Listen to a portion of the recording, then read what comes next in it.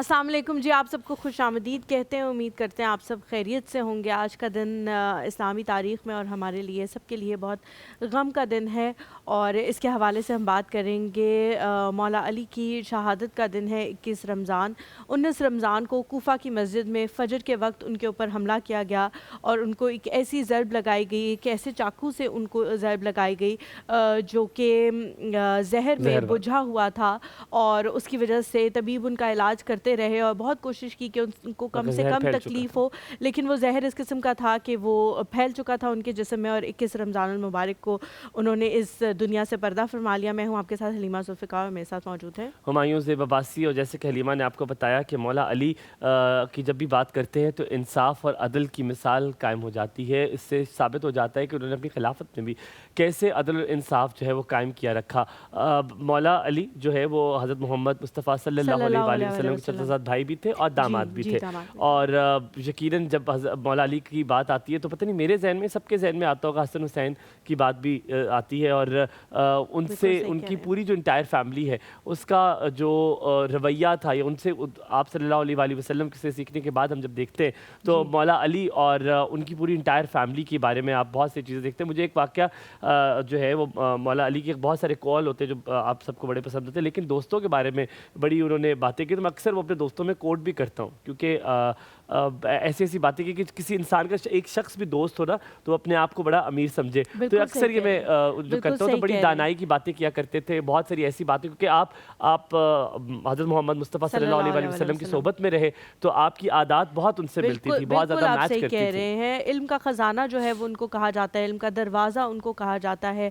ان کے پاس بہت زیادہ علم جو ہے وہ موجود تھا. جو حدیث شریف آتی ہے اس میں حضور پاک صلی اللہ علیہ وسلم نے تمام تر اپنے صحابیوں جو بہت قریب تھے ان کا ذکر کیا، جس میں مولا علی کو انہوں نے کہا کہ وہ علم کا دروازہ ہے. اور بہت ساری احادیث اور بہت سارے اقوال جو ہیں وہ ہمیں مولا علی کے توسط سے جو ہے ملتے ہیں. آپ نے صحیح کہا کہ حضور پاک صلی اللہ علیہ وسلم ان کی زندگی میں بچپن سے ہی موجود تھے. آپ نے جو ہے جب خانہ کعبہ میں ان کی ولادت ہوئی تب بھی حضور پاک صلی اللہ علیہ وسلم جو ہیں وہ سب سے پہلے آئے اور ان کو دیکھا، ان سے ملے، اور پھر ہمیشہ سے وہ ان لوگوں میں سے ہیں وہ جنہوں نے پہلے اسلام قبول کیا. سب سے پہلے اسلام جو ہے وہ مردوں میں کہا جاتا ہے کہ مولا علی نے قبول کیا، اور بچوں میں ان کو درجہ دیا جاتا ہے، اور مردوں میں جو ہے وہ ہم سب کو پتہ ہے کہ اچھا اس طرح کی بہت ساری مولا علی کے حوالے سے جب بھی مردوں میں حضرت ابوبکر حضرت ابوبکر صدیق نے قبول کیا. لیکن اس طرح کی جب بھی ہمایوں ہم بات کرتے ہیں تو ہم دیکھتے ہیں کہ شروع سے ان کی تربیت جو ہے وہ حضور اکرم صلی اللہ علیہ وسلم نے کی، اور وہ پھر چھلکتی بھی تھی ان کی ہر بات میں. اگر ہم اس حوالے سے بات کریں کہ ان کی غزوات میں ان کی کیا شمولیت رہی اور ان کا کیا کردار رہا. خیبر میں تو خاص طور پہ جو دروازہ کسی سے قلعے کا نہیں ٹوٹ رہا تھا، اور سارے لوگ جو ہیں وہ اس کشمکش کا شکار تھے کہ کون ہوگا جو حضور پاک صلی اللہ علیہ وسلم کے لیے وہ دروازہ جو ہے وہ اکھاڑ پھینکے گا. تو وہ آئے اور انہوں نے جو ہے ایک ہاتھ سے اس دروازے کو جو بہت سارے لوگوں سے مل کے بھی نہیں ٹوٹ پا رہا تھا اس کو جو ہے وہ اکھاڑ کے پھینک دیا. اس سے آپ نے مجھے کچھ یاد دلایا کہ آپ کو شیر علی بھی کہا جاتا ہے، اور آپ پہ یہ لقب تھا کیونکہ بہادری کی مثال آپ سے زیادہ کسی کی نہیں تھی. اور اسی قلعے کے بعد آپ پورے جو عرب تھا اس میں آپ مقبول تھے شیر علی کے نام سے، اور آپ کی ہمت کی جو مثال ہے وہ آج تک قائم کی جاتی ہے. اور اگر آج بھی کسی کو بہادر کہا جاتا ہے تو شیر علی جو ہے وہ یاد آ جاتے ہیں. یہاں پہ چھوٹا سا بریک لیں گے، بریک کے بعد واپس حاضر ہوں گے، بات کریں گے اسی حوالے سے مزید. کہیں مت جائیے گا، ساتھ رہیے گا. دوپہر بخیر میں ہمایوں اور حلیمہ کے ساتھ.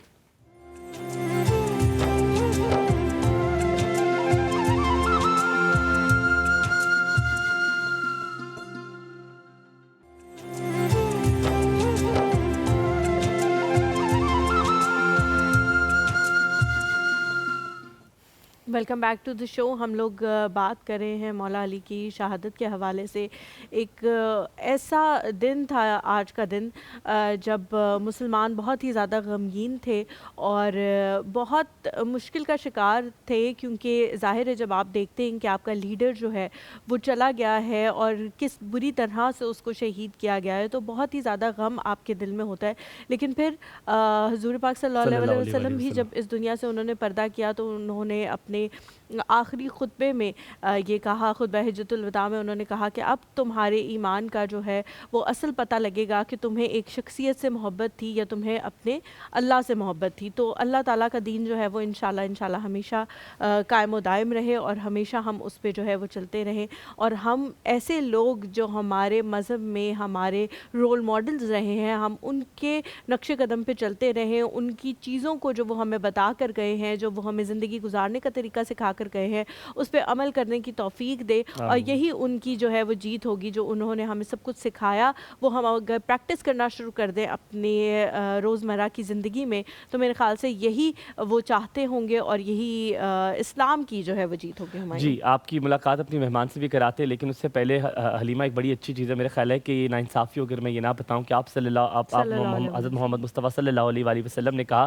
کہ اگر میں شہر علم ہوں تو علم کا دروازہ جو ہے وہ علی ہے، اس دروازے سے گزر کے ہی سب کو آنا ہوگا. اور حضرت محمد مصطفیٰ صلی اللہ علیہ وآلہ وسلم کے بارے میں آپ کہتے تھے، آپ صلی اللہ علیہ وسلم کہا کرتے تھے کہ علی جو ہے وہ حق پر ہے، وہ ہمیشہ میرے بعد کوئی حق والا ہوگا تو وہ علی ہوگا. آپ کی ملاقات کراتے ہیں ہماری مہمان سے، جو کہ جن کا نام محترمہ خانم رضا بطول صاحبہ ہے.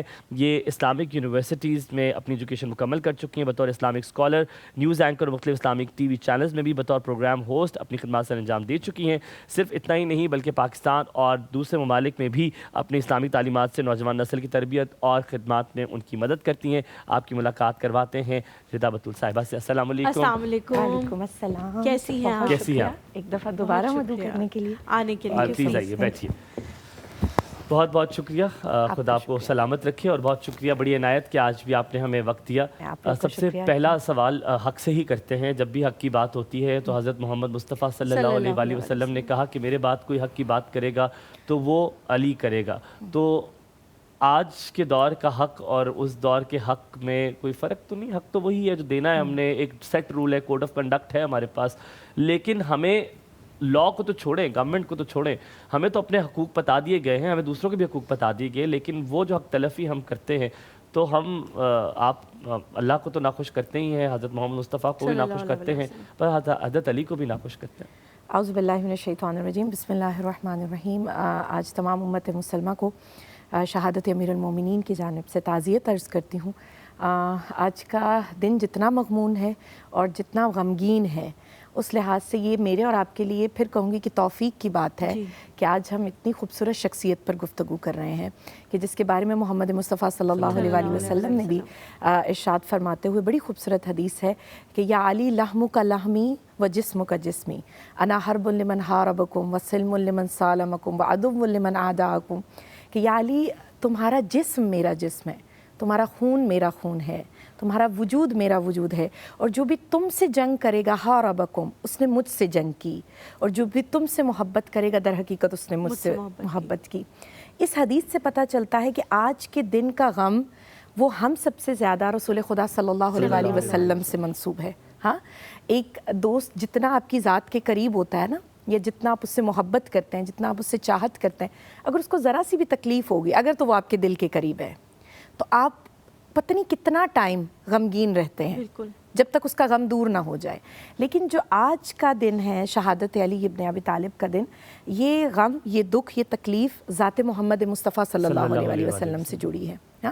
اور جب میں اور آپ کہتے ہیں نا کہ میرا خون تمہارا خون، میرا جسم تمہارا جسم، رسول اللہ کی جب یہ حدیث پڑھتے ہیں تو ہمیں پتہ چلتا ہے کہ مولا متقیان علی ابن ابی طالب جو شیر خدا ہیں، ہاں، جو مظہری کبریا ہیں، جو عین اللہ ہے، ید اللہ ہے، خیبر کے فاتح ہیں، بدر و حنین کے فاتح ہیں، لیکن جب ایک سجدے کی حالت میں، وہ حق کی بات کی نا، میں حق کی جانب آنا چاہوں گی، سجدے میں جب ضرب لگتی ہے تو وہی علی کہتا ہوا نظر آتا ہے کہ فزت برب الکعبہ، رب کعبہ کی قسم میں علی کامیاب ہو گیا.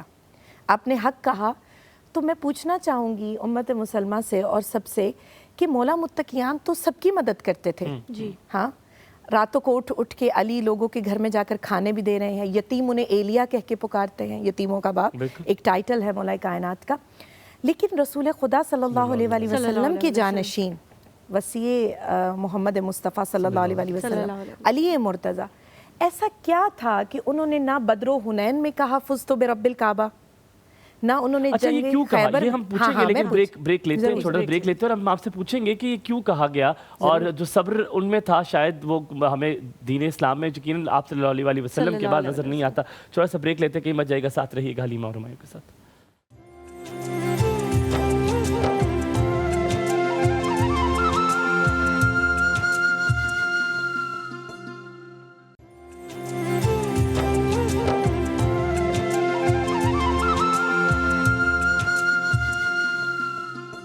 خوش آمدید کہیں گے ایک بار پھر دوپہر بخیر میں. آپ بتا رہی تھیں کہ یہ کیوں کہا جو کلمات پڑھے گئے وہ, اور اس وقت جب آپ کے اوپر شاید سب سے تکلیف کا سما ہوتا ہے ہمارے لیے, شاید ہم جیسے عام انسانوں کے لیے کہ یار دنیا سے جا رہے ہیں جو آسائشیں چھوڑ کے جا رہے ہیں.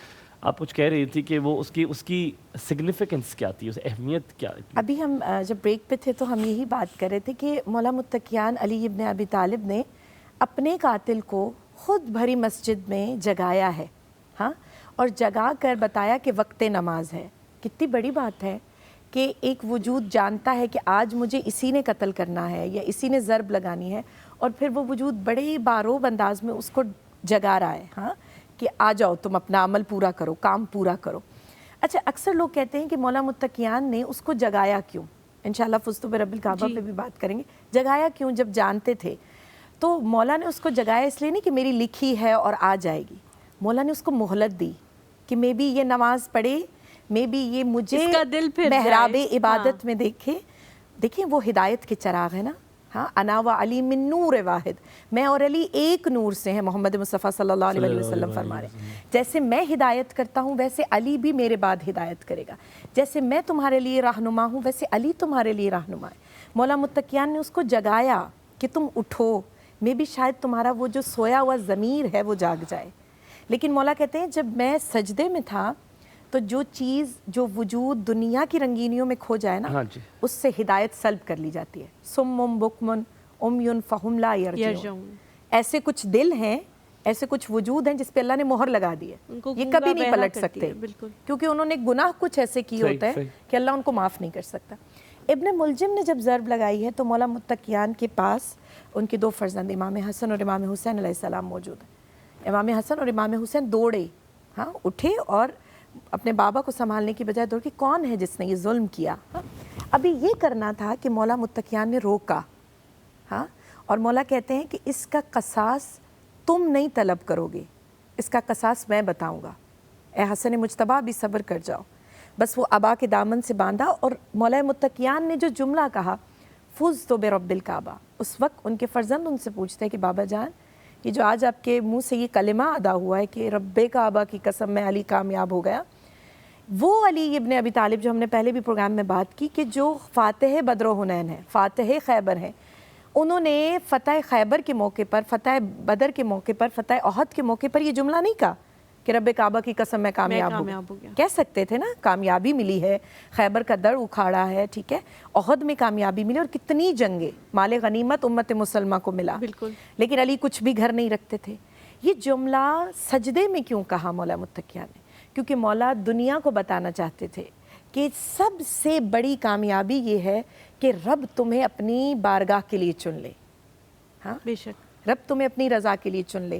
اور آج علی نے سجدے میں سر کٹا کے بتایا ہے کہ میرا وجود فقط اور فقط میرے پروردگار عالم کے لیے ہے. ہاں, یہ محراب عبادت میں جو مولا متقیان کے سر پہ ضرب کا لگنا, اور یہ پوری کائنات کے لیے ایک سوال ہے کہ مولا متقیان نے مرتے وقت, یہ دنیا سے جاتے وقت, شہادت نصیب کرتے وقت, اتنا اعلیٰ درجہ پاتے وقت یہ کیوں کہا کہ میں رب کعبہ کی قسم میں کامیاب ہوں؟ خانم مجھے بتائیں کہ مولا علی کے حوالے سے جب بھی ہم بات کرتے ہیں تو ایسی ایسی چیزیں سننے کو ملتی ہیں, ایسے ایسے واقعات سننے کو ملتے ہیں کہ انسان جو ہے وہ یقین نہیں کر پاتا کہ کوئی ایسا بھی کر سکتا ہے, کوئی ایسا بھی ہو سکتا ہے. جب غزوہ احد کے موقع پہ ان کو تیر لگ گئے اور ہڈی کو پار کر گئے تیر, تو جب بھی نکالنے کی کوشش کی جاتی تھی ان کو غش آ جاتا تھا اور بے ہوشی تک کی کیفیت ہو جاتی تھی. پھر انہوں نے کہا 2-3 دفعہ جب ٹرائی کر چکے تو انہوں نے کہا کہ میں نماز پڑھنا شروع کرتا ہوں اور آپ تیر نکال لیجئے گا. تو نماز میں کہا جاتا ہے کہ پوری جب نماز انہوں نے ختم کر لیا اور اس کے بعد کہا کہ تیر نہیں نکالا ابھی تک، تو ان کو بتایا گیا کہ تیر بھی نکال لیا، مرہم بھی کر دی، پٹی بھی ہو گئی، آپ کو پتہ ہی نہیں لگا کیونکہ آپ اتنے محو تھے اللہ تعالیٰ کی عبادت میں، اتنا زیادہ آپ کا رابطہ تھا کہ آپ کو نہیں وہ تکلیف اس وقت محسوس ہوئی۔ اس طرح کی چیزیں جب ہم سنتے ہیں تو ہمیں یقین نہیں آتا کہ کوئی انسان ایسا بھی ہو سکتا ہے، لیکن جب ہم ان کی تعلیمات پہ عمل نہیں کر پاتے تو کہیں نہ کہیں دکھ بھی ہوتا ہے کہ کیسے کیسے لوگ گئے۔ اس سے زیادہ جو آپ نے بات کی، اتنا خوبصورت آپ نے واقعہ شیئر کیا ہے، مجھے لگتا ہے اس سے زیادہ ابھی بھی مجھے ریئلائز ہوا ہے کہ میری نماز کیسی ہے۔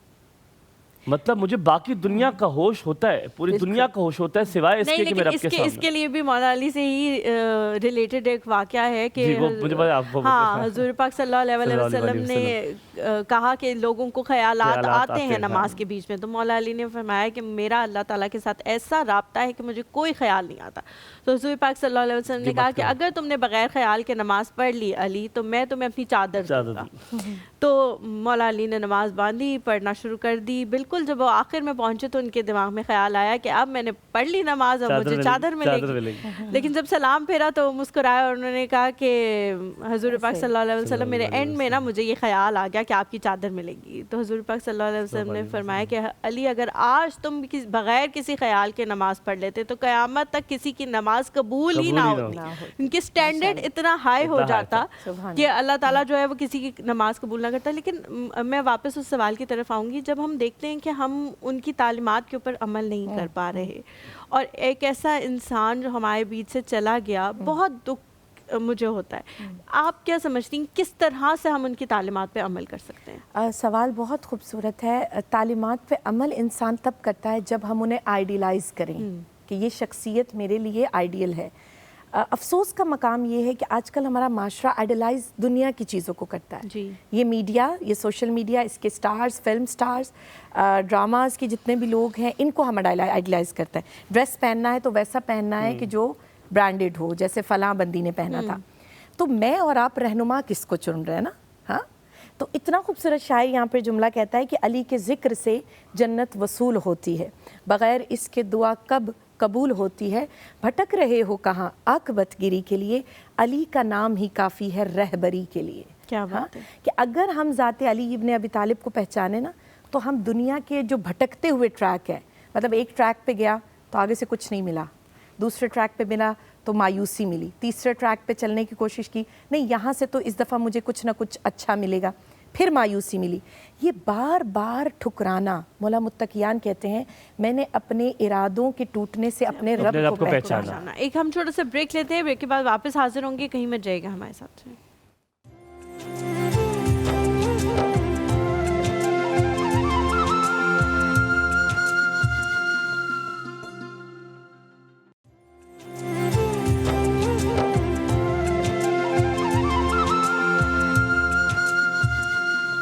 خوش آمدید کہیں گے ایک بار پھر آپ کو۔ دوپہر بخیر میں ایک سوال میرے ذہن میں بڑی دیر سے گونج رہا تھا۔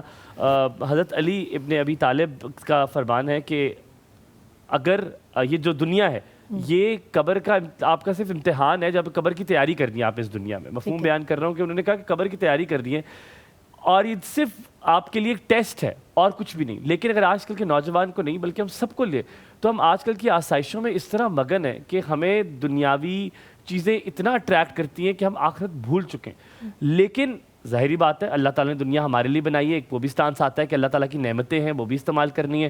تو توازن کیسے قائم رکھنا ہے اس دنیاوی چیزوں میں اور آخرت کی تیاری میں، یہ بیلنس کیسے ہوگا؟ یہ وہ چیز ہے کہ جس سے انسان کی زندگی کمپلیٹ ہو جاتی ہے، پھر آپ مومن بن جاتے ہیں۔ ابھی ہم نا مسلمان ہیں، منزل مومن پہ پہنچنا بڑا مشکل ہے جس میں آپ کی لائف بیلنس ہو۔ مومن کے لیے تو یہ بھی کہا گیا نا یہ دنیا جو ہے اس کے لیے ایک جیل ہے اور اس سے چھٹکارا جو ہے وہ مل جائے گا۔ یہ مسافر خانہ ہے آپ کے لیے، اور مسافر کیا آزاد راہ لے کر آتا ہے؟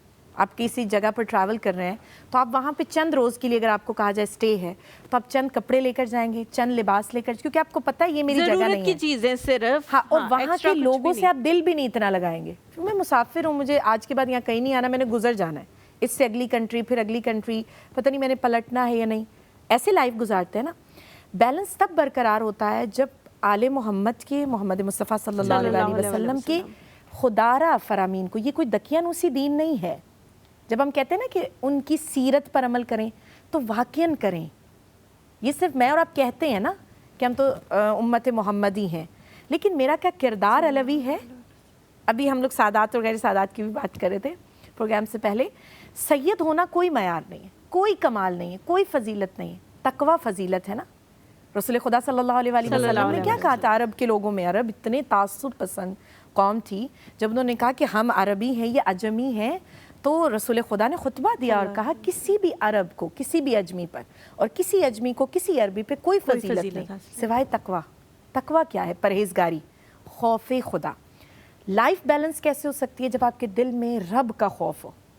اپنی بہنوں کے لیے بھی ایک جملہ کہوں گی, اور ابھی یہاں پہ میرے مائنڈ میں بھی آ رہا تھا کہ جب ہم شریک حیات کا انتخاب کرتے ہیں نا, تو اکثر ہم لوگ سوچتے ہیں اس میں کیا دیکھیں, ایسا کیا ہو کہ ہم شریک حیات کا انتخاب کریں. خوف پروردگار, کہ وہ رب سے کتنا ڈرتا ہے. اگر وہ رب سے ڈرتا ہے تو وہ آپ کے ساتھ بے وفائی نہیں کرے گا, کیونکہ اسے رب کا خوف ہوگا. کوئی زیادتی نہیں کرے گا, کوئی زیادتی نہیں کرے گا. اپنے معاملات میں وہ جتنا خدا کے ساتھ خالص ہے نا, اتنا وہ آپ کے ساتھ خالص رہے گا. لیکن اب تعلیم تو ہمارے پاس ہوتی ہے رضا, عمل نہیں ہے نا, میں یہی کہہ رہی ہوں. حضرت علی کا قول بھی ہے کہ علم عمل کے بغیر کچھ بھی نہیں ہے. اور جس طرح اب ہم نے شروع سے پہلے سے بھی کہا کہ محمد مصطفیٰ صلی اللہ علیہ وآلہ وسلم نے کہا کہ اگر میں شہر علم ہوں تو علم کا دروازہ علی ہے. تو علم ہے, لیکن آج بھی علم ہے, آج بھی علم وہیں پہ آپ دیکھیں یونیورسٹیاں بھری ہوئی ہیں, ہر جگہوں پہ آپ کو ایڈمیشنز نہیں ملتے ہیں. تعلیم ہے لیکن عمل کہیں نظر نہیں آتا. یہ وجہ کیا ہے؟ مجھے بتائیں, اتنا پیارا نقطے کی طرف آپ نے میرا اشارہ کروایا کہ انا مدینۃ العلم و علی بابھا, میں علم کا شہر ہوں, علی اس کا دروازہ ہے. اس اسٹوڈیو میں اگر لائیو پروگرام ہو رہا ہے اور دروازہ اگر آپ نہ کھولیں تو کیا میں اندر آ سکتی ہوں؟ نہیں آ سکتی نا. اور یہ فرمان بھی وہ ہے کہ جس پہ تمام امت مسلمہ کا اتفاق ہے, کسی کا اختلاف نہیں ہے. تو ہم ذات علی سے پھر اتنا دور کیوں ہیں؟ ہم نے ان کو صرف شیعوں کا لیڈر کیوں کہہ دیا ہے؟ علی, ذات علی وہ ہے کہ جس نے توحید بتائی نہیں سمجھائی. نہج البلاغہ کا جملہ ہے مولا متقیان کا, 1,23,999 انبیاء یہ جملہ نہیں کہہ سکے جو علی نے کہا. میں اس رحمان کی عبادت کرتا ہوں جو شہ رگ سے بھی زیادہ میرے قریب ہے. میں اور آپ اللہ کو کہاں ڈھونڈتے ہیں؟ عبادت گاہوں میں, مندروں میں, ہاں, پوجا خانوں میں. لیکن مولا متقیان کیا کہہ رہے ہیں کہ وہ تمہاری شہ رگ سے تمہارے قریب ہے. یہ شہ رگ کیا ہے؟ کہ تم کھانا کھا رہے ہو, پی رہے ہو, تم اٹھ رہے ہو, تم سانس لے رہے ہو, تم بیٹھ رہے ہو, تمہیں پتہ ہونا چاہیے کہ میرا پہلا رہبر میرا رب ہے, اس کے بعد دنیا ہے نا. لیکن کتنی عجیب بات ہے کہ جب ہمیں دنیا میں کوئی مشکل پیش آتی ہے تو ہم سب سے پہلے بھاگتے ہیں دنیا والوں کی جانب, یہ میرا مشکل حل کرے گا, اس کی سفارش زیادہ قابل ہے. میں جب بھی مولا علی کا جب بھی ملے تو مجھے دوستوں کے بارے میں, میں بڑا سوشل انسان ہوں, تو میں ہمیشہ ان کے دوستوں کے بارے میں بڑے اچھے کال ہوتے. تو میں نے ایک کال پڑھا تھا, اس کا مجھے مفہوم یاد ہے. تو حضرت علی ابن ابی طالب نے فرمایا کہ دوست تمہارے لیے دین اور دنیا کا سرمایہ ہے. مجھے یہ بات کبھی سمجھ نہیں آئی. چلو دنیا کا تو چلو ٹھیک ہے, دین کا سرمایہ یا اس کی آخرت کا سرمایہ کیا دوست ہو سکتا ہے؟ کیا ایک دوست بھی آپ کو آخرت میں مدد کر سکتا ہے؟ آپ کو پتہ ہے رسول خدا صلی اللہ علیہ وسلم کا ایک اور فرمان بھی ہے کہ بہترین دوست نعمت پروردگار ہے, اور نعمت عظمیٰ ہے. عظمیٰ مطلب بہت بڑی نعمت, لیکن بہترین دوست, ہاں, اعلیٰ درجے کا وہ آپ کا ایک نعمت ہے پروردگار کی جانب سے. اور پتہ ہے اللہ کی نعمتیں جب ہم گننا شروع کرتے ہیں نا تو ہماری نظر میں نعمت اولاد ہے, پیسہ ہے, اچھا گھر ہے, گاڑی بنگلہ, آسائشہ زندگی. لیکن اللہ کی جانب دیکھا جائے تو اللہ کی بارگاہ میں نعمت کچھ اور ہے. اللہ نعمت کس کو کہہ رہا ہے؟ تمہارے ایمان کو. اللہ نعمت کس کو کہہ رہا ہے؟ تمہارے دوست کو. اللہ نعمت کس کو کہہ رہا ہے؟ تمہاری بہترین شریک حیات کو. ہاں, مولا متقیان کہتے ہیں کہ میری زندگی میں میرا سب سے بہترین تحفہ سیدہ فاطمہ الزہرا سلام اللہ علیہا. کنکلوڈ کر لیں میرے خیال میں کہ جو حضرت علی کی جو شہادت ہے, اس سے شاید ہمیں صبر, سکون اور ہمت کی بہت بڑی مثال ملتی ہے. کہ جب جیسے علیمہ نے شروع میں اتنا خوبصورت طریقے سے واقعہ بیان کیا کہ آپ کو ضرب بھی لگ گئی لیکن آپ اپنے اللہ کا شکر ادا کر رہے ہیں, آپ اس کو اف تک نہیں کہہ رہے ہیں. تو میرے خیال میں اسی کے ساتھ کنکلوڈ کرتے ہیں. بہت شکریہ رضا آپ کا, آپ اب جب بھی آتی ہیں بہت چیزیں ہم آپ سے سیکھتے ہیں. Alima thank you so very much. آپ لوگوں سے ملاقات ہوگی جلد, اپنا بہت سارا خیال رکھیے گا. لیکن یہاں پر آج یہ بات ہمیں سیکھنے کی سخت ضرورت ہے کہ ایک تو جو اس کے کنکلوڈنگ پوائنٹس ہیں. ایک جو علم ہم حاصل کرتے ہیں اس پہ عمل کرنے کی ہمیں اللہ توفیق عطا فرمائے, اور ایک جو سب سے امپورٹنٹ چیز ہے شاید کہ جتنے بھی آپ کے غم آئے, جتنا بھی آپ کو کوئی مصیبت آئے, پریشانی آئے, آپ نے صبر کرنا ہے, کیونکہ صبر کرنے والوں کے ساتھ مولا ہے. اور انشاءاللہ تعالیٰ امید سے یہی کرتے ہیں کہ آپ ہر دن, ہر مہینہ, ہر سال بہت اچھا گزرے. اللہ حافظ.